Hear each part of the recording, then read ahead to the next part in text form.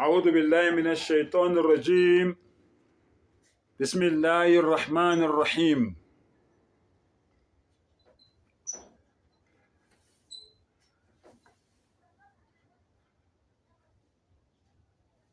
والله الذي لا إله إلا هو عالم الغيب والشهادة هو الرحمن الرحيم. Ngicela Allah angivikele kusathane ongathandwa. Egameni lika Allah onomusa onesihawu. Ngempela yena ungu-Allah. Akekho onelungelo lokukhonzwa ngaphandle kwakhe. Alimul ghaib, uyena owazi izimfihlo zayo yonke into thina esingayiboni. Yena uyazazi lezo imfihlo lezo. Imfihlo zayo yonke into esingayiboni emhlabeni esingayiboni esemazulwini. Ukhona ukubona izibilini zelingaphakathi lakho nelami. Yena uyakhona ukuyibona leyo nto leyo oyifihlayo noyivezayo. Washahada, ufakazi futhi. Uyena ufakazi wayo yonke into wena oyiyo. Manje yini-ke into ongayenza wena bese uthi wena uyamcashela uthi wena angeke aze akubone. Huwa ar-Rahman ar-Rahim. Uyena onomusa, uyena onesihawu. Konke wena oyikho kuyisihawu sakhe. Elinye igama lika Allah uSittir. Sittir means loyo ofihla izimfihlo. Ngitshele ukube uAllah lo Musa wakhe lesi siqo sakhe sika Sittir besingasebenzi. Ngabe ayikho imfihlo yakho engafihlekile, ngabe zonke imfihlo zakho zisobala. Ngabe whatever lokuganga lokho kwenzayo wena kuyabonakala ukube uAllah akakufihlanga. Yingakho ngihlale ngisho ngithi labantu laba abaveza imfihlo zabantu uAllah ubalindile bayochaza ukuthi ngoba uAllah labantu laba ubafihlile wena ubavezelani. Lo muntu ugangile webile akabonwanga wena uyamveza.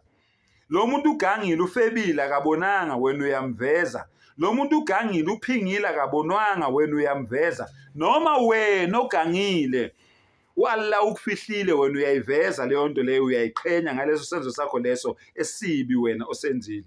Lalela-ke. But abantu besifazane engizokhuluma ngabo namhlanje okufanele ubaxwaye ngayo yonke indlela. Noma wena muntu wesifazane but abantu besilisa okufanele ubaxwaye ngayo yonke indlela. Uma ngabe umuntu wesilisa muxwaye umuntu wesifazane oshadile osemendweni. Ngoba ukulala naloyo muntu loyo wesifazane awudeleli ilikubo. Awudeleli indoda yakhe kuphela kodwa udelela nesithunzi saleyo ndoda leyo. Udelela naleso sibongo saleyo ndoda leyo. Udelela nobuntu baleyo ndoda leyo. Same applies nawe wena muntu wesilisa olala nomfazi oshadile. Nawe wena muntu wesimame olala nendoda eshadile. Awudeleli leyo ndoda leyo kuphela, awudeleli umkayo kuphela, kodwa udelela ngisho isithunzi saloyo mama loyo olala nendoda yakhe. Udelela ngisho isithunzi saleyo ndoda leyo olala nomkayo. Nkosikazi wokuqala loyo, mesabe hambela kude nendoda eshadile noma nomfazi oshadile. 2, umuntu wesimame odinga usizo noma umuntu wesilisa odinga usizo. Wena-ke muntu wesilisa musake manje ukuthatha iadvantage uthi mina ukuze ngikusize kumele ungiphe 1 round, kumele ungizwise. Noma wena muntu wesimame ngoba nani senigangile, umuntu wesilisa mawumbona ukuthi uyadinga khona akudingayo bese uthi wena uzoqala ulale nami kuqala ukuze ngikunikeze lo sizo lo olidingayo. Be careful ngoba lo muntu lo njengoba edinga usizo akusuka ukuthi wena sekumele uthathe iadvantage yokuthi lo muntu loyo wesimame noma lo muntu loyo wesilisa udinga usizo. Kunabantu besimame, omama abadala nabosisi amantombazane anemali athathe iadvantage abantu besilisa ngoba ebabona ukuthi bahluphekile abanamali. kunabantu besilisa abadlala ngabantu besimame ngoba bembona ukuthi uhluphekile udinga imali ebese elala naye before emnika leyo mali leyo. Kurong leyo. Uthi umdali alimul ghaibi washahada.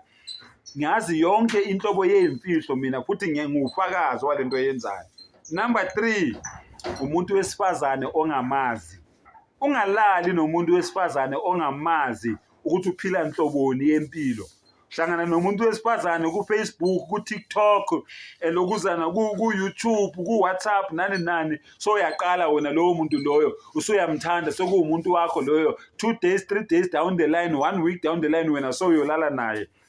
Awumazi lowo muntu loyo ukuthi uattenda mapha ama-treatment, unaziphi igulo anazo emzimbeni. Awumazi, uqala ukumbona lo muntu lo after 1 week nibonana ku Facebook, uqala ukumbona bume wena so uyolala naye.